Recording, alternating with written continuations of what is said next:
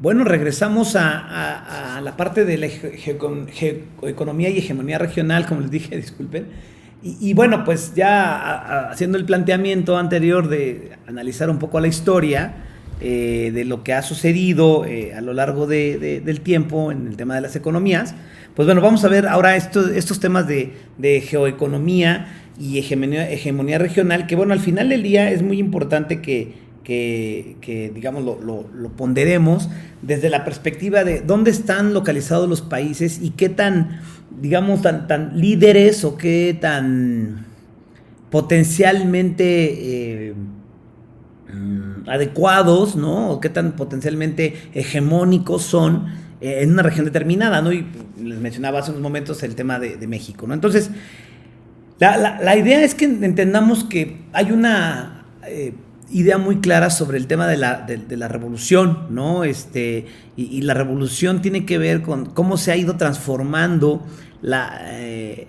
digamos, el tema de las energías, ¿no? Y sobre todo, cómo se ha dado el tema de las expansiones. Y ciertamente hoy en día se habla que la revolución más importante es la revolución energética, ¿no? Cómo se ha pasado de un estado a un estado B, en el sentido de cómo se han transformado las formas de producción y sobre todo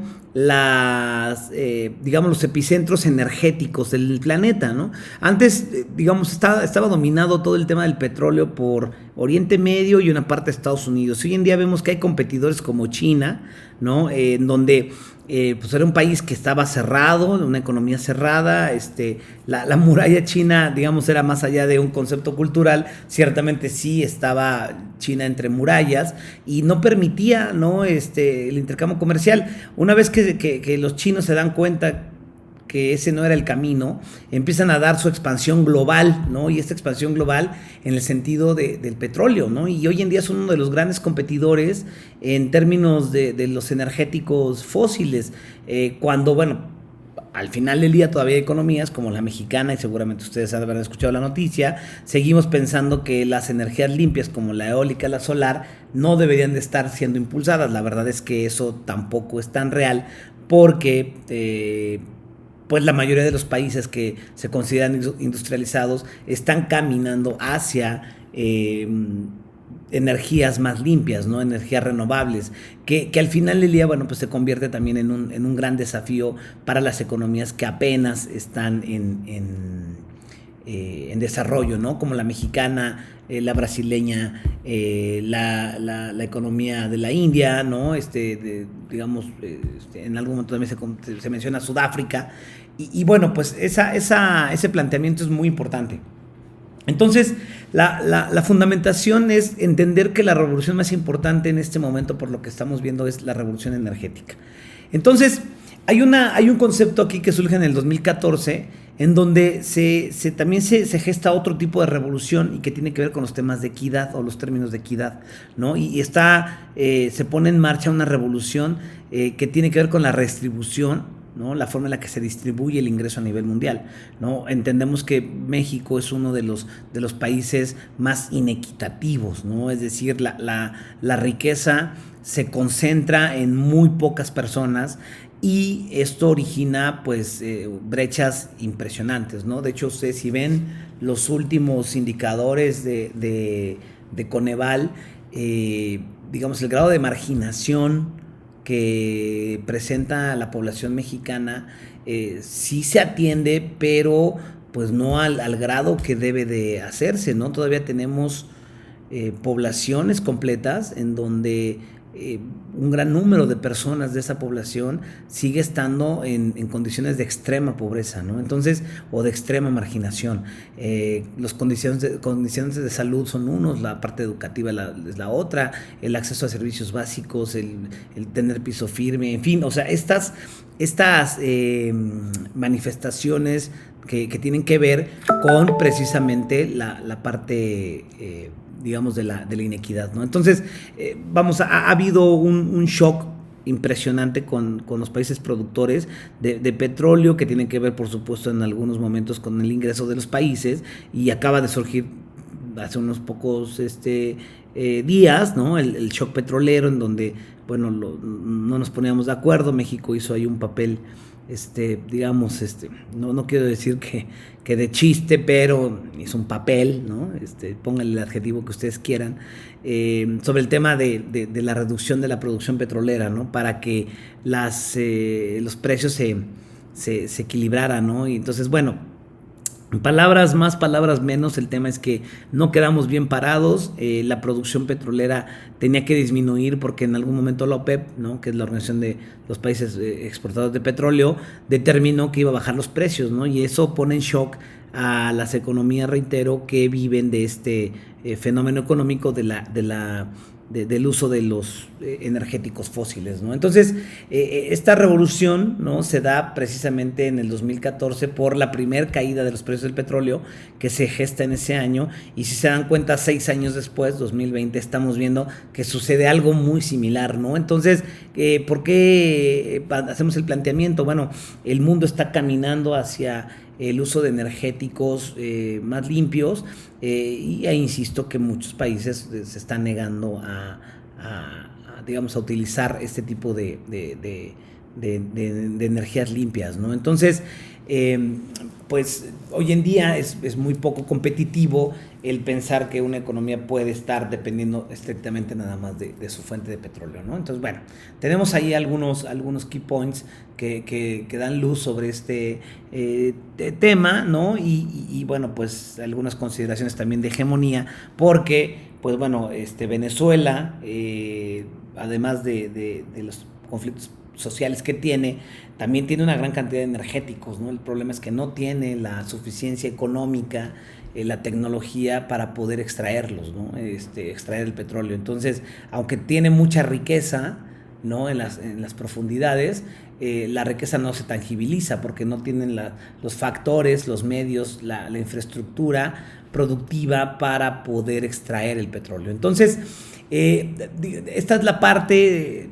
poniéndolo en contexto de cómo se da el tema de la hegemonía y la geopolítica, ¿no? O sea, ¿dónde estás colocado en términos, digamos, de cierto espacio físico, y qué poder ejerces o qué influencia ejerces sobre los países que están a tu alrededor o incluso mucho más allá de tus fronteras, ¿no? Entonces, bueno, ese es un planteamiento que igualmente se debe de analizar cuando hablamos del estudio de los negocios, del estudio de por qué suceden los fenómenos en el día a día, y todo tiene una explicación, ¿no? Y bueno, tiene que ver con esta parte de la geoeconomía y la geopolítica, ¿no? Entonces, esto me da pauta para comentarles algunas ideas que murieron durante el 2011 y que se renovaron o se constituyeron en otro tipo de ideas. Ahí podemos mencionar un término prospectivo que es el de las tendencias emergentes, ¿no? O sea, cómo una tendencia llega a caer y surge una tendencia alternativa que se vuelve emergente, ¿no? Entonces, bueno, eso ya haré una profundización más adecuada en las siguientes sesiones. Pero bueno, una de las ideas que murieron fue la globalización de la intransigencia política, ¿no? Es decir, había una gran polarización política y que al final de cuentas dejó pasmadas a las economías. Por ejemplo, acuérdense del fenómeno en España, ¿no? Donde específicamente en el área de Barcelona se generó un pasmo social porque no se ponían de acuerdo qué tipo de gobierno, o más bien qué partido debería acceder al gobierno, ¿no? Entonces, hoy en día la idea es que los intereses nacionales pues deben de estar por encima de las ambiciones electorales, ¿no? Digo, eso es lo que en términos reales se debe de pretender. No es una realidad, y menos si analizamos las economías latinoamericanas, ¿no? Normalmente aquí estamos preocupados más por lo que van a suceder en las siguientes elecciones, ¿no? Aquí se me viene a la mente una frase muy famosa de Winston Churchill que decía, o que dice así, que la diferencia entre un político y un estadista es que el político se preocupa por las siguientes elecciones y el político y el estadista se preocupa por las siguientes generaciones, ¿no? Entonces, digamos, ahí tiene un gran sentido esto que comento, ¿no? La otra es que el medio ambiente está en emergencia, ¿no? Y muere de estar en emergencia porque hoy en día realmente hay un desastre a nivel medioambiental en el mundo y ya no estamos en estado de emergencia, ya estamos en estado de ultraemergencia, ya es necesario que se tomen acciones y que todo este rollo se meta en la agenda pública, ¿no?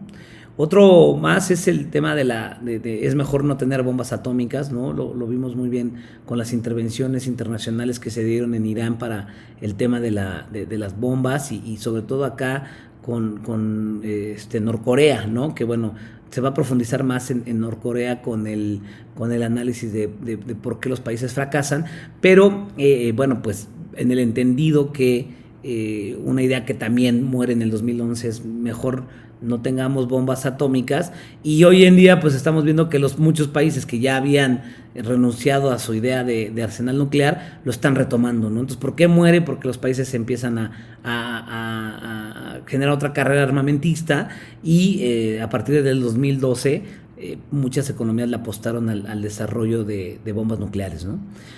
Otro elemento más, bueno, pues es el respeto a los que mandan, saben o tienen, ¿no? Entonces aquí hablamos un poco de la legitimidad, ¿no? Yo lo mencioné hace unos momentos, el tema de la pérdida de confiabilidad o de credibilidad en las instituciones, y se da básicamente pues porque ya no hay legitimidad y no hay autoridad, ¿no? Entonces esa idea ha muerto, ¿no? Ya la verdad es que no le tenemos respeto digamos, a las instituciones, a la presidencia de la República, a la policía, a los jueces, en fin, no existe institucionalidad en muchas economías, y si hablamos de Latinoamérica, bueno, estamos en graves problemas porque hay un desgaste impresionante en términos de la institucionalidad como tal, ¿no? Y la otra es la tolerancia hacia la desigualdad, ¿no? Bueno, lo mencioné hace unos cuantos minutos. Efectivamente, ¿no? Hay una desigualdad económica y una injusticia social impresionante, ¿no? Y ciertamente, aunque no vamos a poder desaparecer la pobreza, ¿no? Y tal vez incluso hasta la injusticia por los temas estrictamente de macroeconomía, y que además vamos nosotros a analizar en una de las sesiones, yo pediré que vean un documental que tiene que ver con esto, ¿no? de la macroeconomía.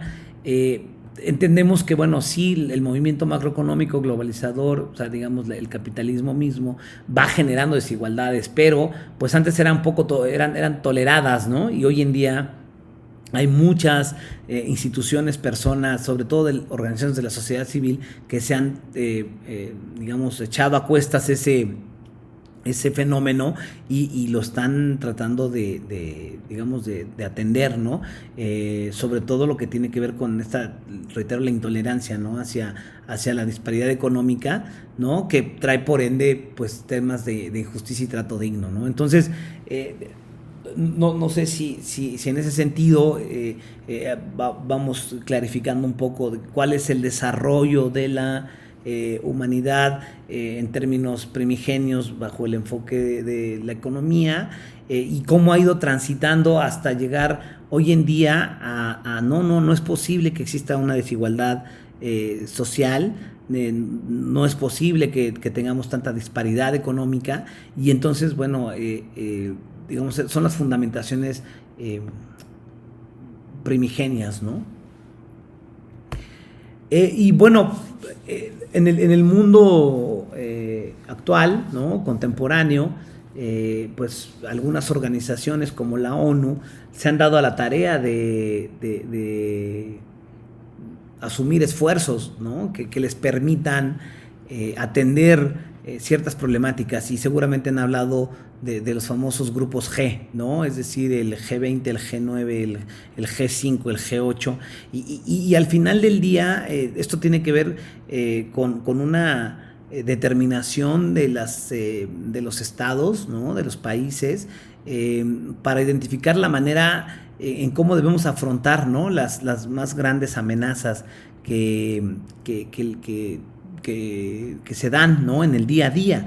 Y entonces, bueno, la verdad es que en el mundo estos grupos, ¿no? de hegemónicos, reitero que estamos en la perspectiva de la geoeconomía y la geopolítica, estos grupos, ¿no? hacen negociaciones multilaterales, ¿no? que muchas veces pues no dan resultados porque al final hay muchos compromisos financieros, ¿no? hay muchas promesas incumplidas, y por supuesto que los países que menos tienen pues son los que están en estado de indefensión, ¿no? Entonces aquí la idea es que pues estos grupos, ¿no? de enfoque, estos grupos de toma de decisiones, lo que buscan de manera original era el multilateralismo, ¿no? Sin embargo, hoy en día vemos que están en el minilateralismo, ¿no? Donde solamente muy pocos toman las decisiones que mueven al mundo, ¿no? Y entonces aquí el tema de la geoeconomía y la geopolítica hacen sentido, ¿no? O sea, no importando que estés en el otro lado del mundo, si eres un país muy rico, que tiene recursos y que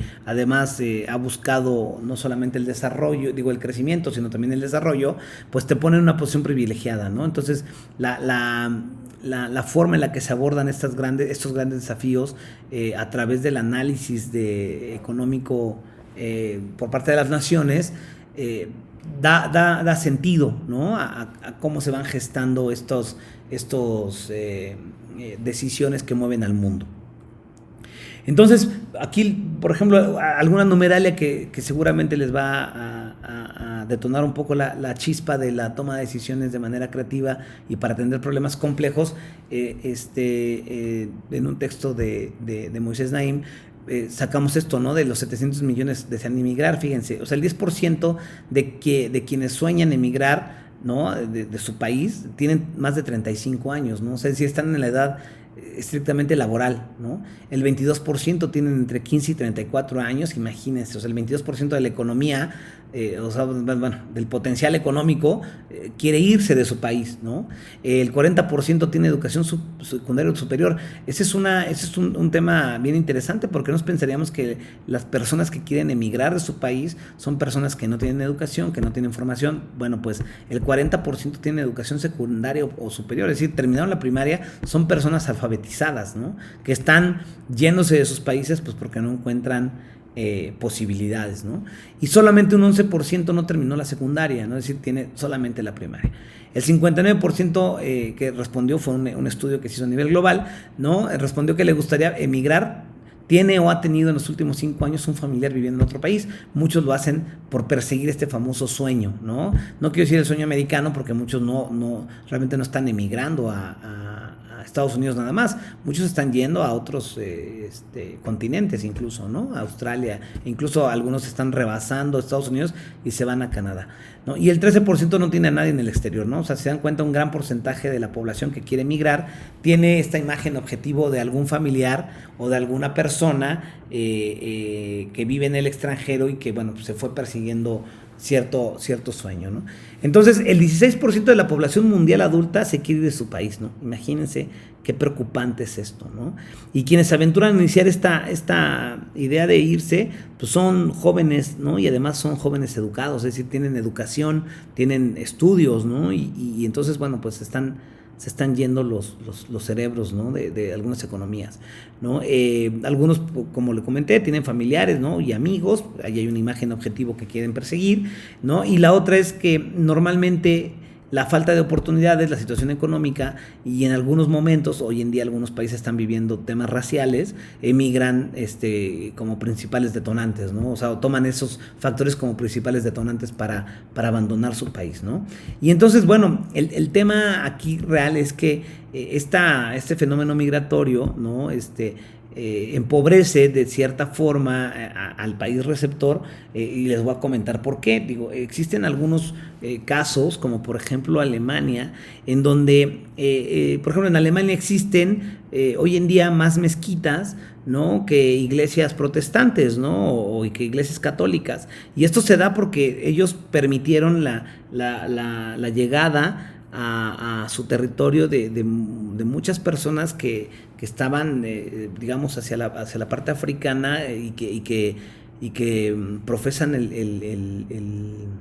digamos, de la parte musulmana, ¿no? Y que, vamos, eso hace una transformación social, ¿no? Entonces, imagínense que ustedes de repente llegaran a, no sé, vamos a poner un ejemplo, llegaran a la Ciudad de México y que en lugar de que vieran muchas iglesias, porque, digamos, la población en México es en su gran mayoría católica, ¿no?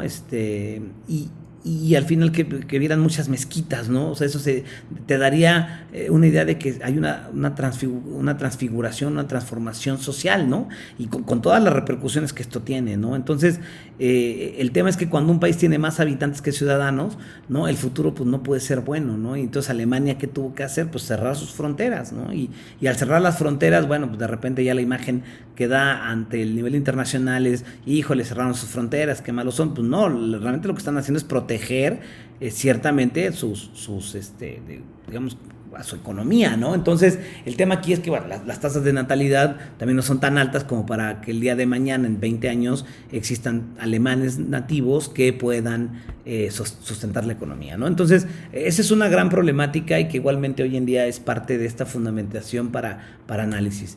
Entonces, aquí vamos a hacer un énfasis a través de un ejercicio real de análisis en sus actividades, ¿no? Y vamos a hablar un poco del fracaso de las naciones, ¿no? Y aquí sin ahondar demasiado en esta parte, porque igual ustedes van a poder leer el texto, o sea, ¿por qué? Por cómo se dan las ideas de la creación de la prosperidad y la pobreza, ¿no? Y entonces hay un análisis muy claro de Corea del Norte y Corea del Sur, ¿no? Y la explicación es por qué Corea del Norte está tan atrasada y no ha logrado detonar del todo, ¿no? El potencial que tiene, y Corea del Sur, que antes pertenecía a una sola Corea, ¿no? Después hubo una división, y que en el texto lo van a poder analizar a mayor profundidad. ¿Por qué Corea del Sur hoy en día es una de las grandes potencias cuando vamos en el tema de tecnología, ¿no? Entonces, digamos, las explicaciones pueden ser diversas, pero lo que sí es una realidad es que a veces no hay una determinante académica, ¿no? Entonces hay muchos elementos como el tema de las industrias o la parte de las políticas inclusivas, las barreras de entrada o las barreras de salida, la actividad económica misma, ¿no? Cómo fomentan la igualdad, ¿no? Cómo se le va haciendo camino a las grandes transformaciones, ¿no?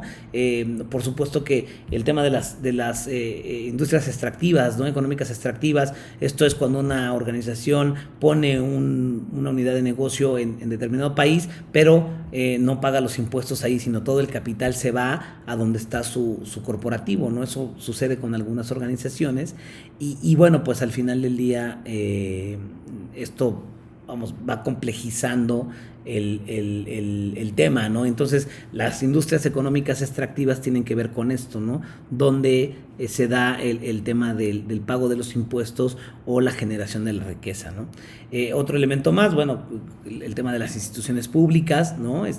Quién tiene el poder y cómo se afianza esto, ¿no? Cómo se reparte el poder en las sociedades, en las organizaciones, tanto públicas como privadas, en la parte política, la sociedad misma, qué tan participativa es, ¿no? Con los temas de las decisiones de las instituciones públicas y también, digamos, en la parte de cómo participa la sociedad de manera activa, no solamente en las decisiones del gobierno, sino en las decisiones de la sociedad misma, ¿no?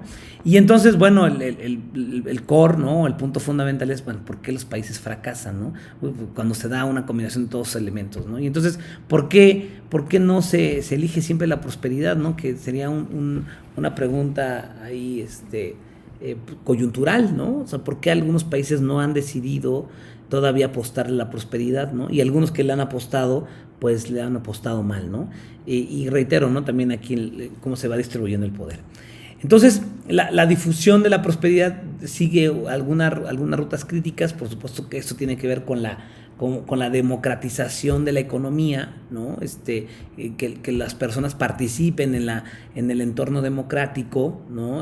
Que las instituciones permitan hacerlo y sobre todo que las personas tengamos incentivos, ¿no? Para poder participar en la vida económica, social y política, ¿no? Entonces uno pensaría que con el simple hecho de haber nacido tú ya eres parte, ¿no? de la participación social, económica y política. La verdad es que no, ¿no? Entonces, bueno, eso, digamos, es el contexto de la difusión de la prosperidad, ¿no? Igualmente, ¿no? Vamos, cómo se ha dado este recambio desde la Revolución Francesa, ¿no? Cómo se abolieron, ¿no? Sistemas que ya estaban catalogados como el de prosperidad, ¿no? Como el feudal, cómo la Revolución Francesa trae consigo una serie de transformaciones impresionantes que a veces, bueno, las dejamos de lado en los análisis económicos, pero que hoy en día es fundamental reconocer que hay momentos y momentums, ¿no? Y movimientos que han dado pauta a estas transformaciones, ¿no? Entonces, bueno, igualmente, ¿no? La parte de hoy en día como los países ricos, ¿no? Son aquellos ya no solamente que son dueños de los procesos industriales, sino también de la parte del conocimiento y que se transforma en tecnología, ¿no? Si lo hablamos como el tema del valor de las empresas, podría ser hace algunos años imposible pensar que una empresa que se dedica a la tecnología costara más que una petrolera. Y si hoy ustedes revisan, digamos, el Forbes o los últimos publicaciones sobre la creación de valor o de riqueza en el mundo, se van a dar cuenta que vale mucho más Google que lo que puede valer ExxonMobil, ¿no? Que es una petrolera, ¿no? Y entonces esto se da básicamente porque hoy en día el mundo demanda, ¿no? Estos elementos de tecnología, ¿no? Entonces, digamos, hay algunos cuestionamientos ahí que se pueden ir fundamentando de acuerdo a este criterio de, bueno, hoy en día los países que son más ricos no necesariamente son los que son dueños de producción, sino también son los que logran transformaciones tecnológicas aceleradas, ¿no? Entonces, ¿por qué fracasan los países hoy? Bueno, ahí hay una serie de argumentos y yo voy a rescatar básicamente el que considero que es muy relevante y que además se acerca mucho a lo que sucede en una economía como la mexicana, ¿no?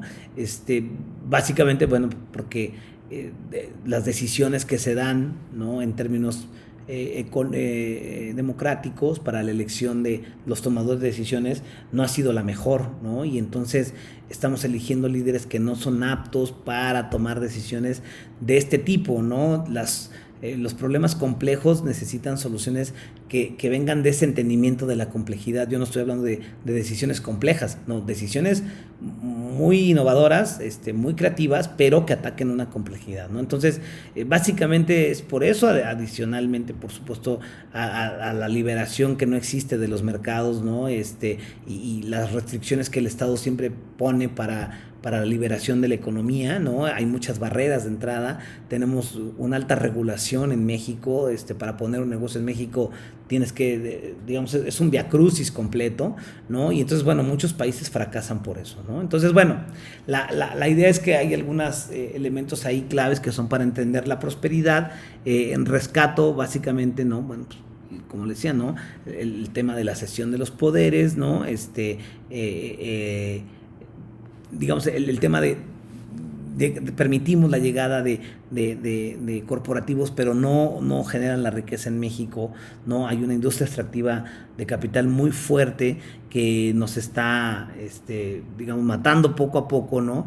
Y la otra es que, bueno, pues indiscutiblemente la prosperidad no se diseña, ¿no? La prosperidad no es un constructo, no es como un Lego, ¿no? Sino más bien la prosperidad es un conjunto de elementos que van desde la vida democrática, la participación social, por supuesto que la educación y la generación de contenido científico, pero también en la forma en la que el Estado, un país se vuelve vuelve o está presente de alguna forma en la geoeconomía y en la geopolítica, ¿no? Entonces, se dan cuenta los papeles fundamentales que ha jugado México en cuanto a su rol hegemónico. A veces se nos olvida, ¿no?, que las economías voltean a ver a México, y en México seguimos peleados y pensando en otro tipo de problemáticas, cuando deberíamos de aprovechar algunas de las oportunidades que nos presenta el mercado mismo, ¿no? Entonces, bueno, digamos, para concluir esta parte, la primera sesión, ¿no?, de las estructuras sociales y políticas contemporáneas, me gustaría, pues bueno, acotar que esta parte es muy importante entenderla, porque pues al final, en perspectiva, si tú no entiendes lo que pasó, ¿no?, es decir, en perspectiva, si no entiendes la retrospectiva, bueno, pues por supuesto que al final no puedes diseñar un escenario, ¿no? Entonces, para los prospectivistas, nos es muy importante que las personas conozcan un poco de cuál es el devenir histórico en términos de la economía, la sociedad, la tecnología, la innovación, de tal suerte que tú puedes tener un baseline, ¿no?, una línea de base para la creación de futuros, ¿no?, el diseño de futuros que el día de mañana, bueno, pues se convierten en una realidad, y que ya tienes la información, tienes las bases, el conocimiento, pues para poder aprovechar las ventajas que de esto se derivan, ¿no? Entonces, bueno, pues yo les agradezco mucho, y bueno, pues estaremos en la sesión presencial un poco platicando sobre estos temas que puse aquí en la presentación, adicionalmente a lo que ustedes deseen investigar de manera adicional. Entonces, bueno, pues que todo vaya bien, y nos estamos viendo en la presencial para poder platicar más a profundidad en ese espacio de tiempo. Muchas gracias.